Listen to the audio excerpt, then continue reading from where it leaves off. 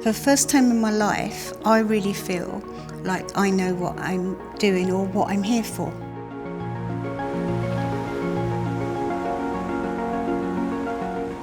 My mum died in 2016.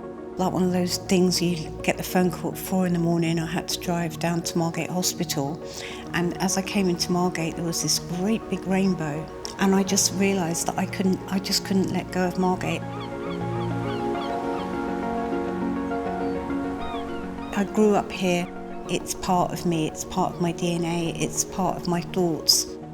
Margate suits me, suits my accent, suits the way I walk, suits my crooked smile, all of those things. So I feel so good coming back.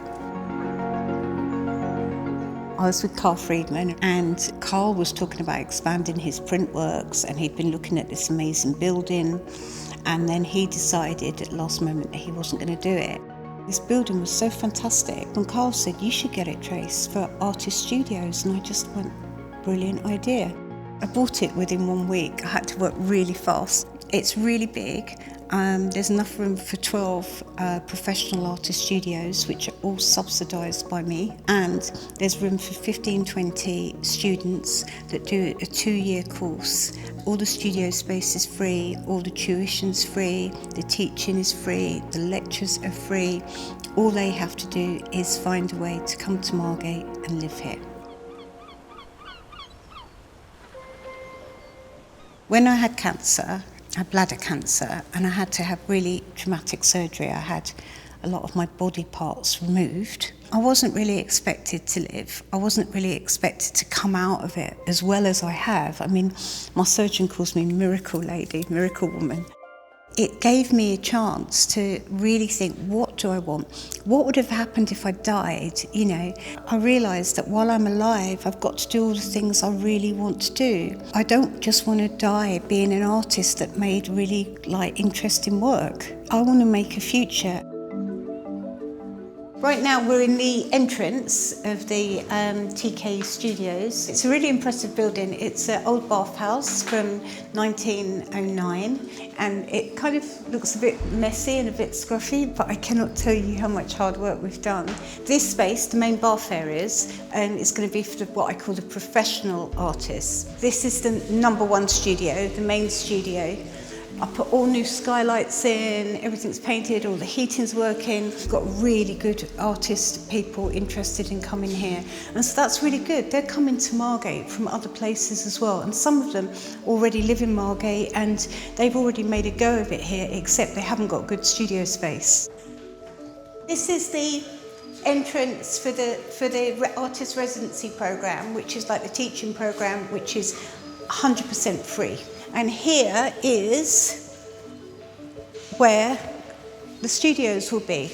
So there'll be between 15 and 20 people here, depending on who applies and who we decide. It's like artists that are making a living from their work with artists who want to make a living, who are finding out how to do it over here. And there'll be some feedback from each other, and it will be a really good symbiotic sort of relationship.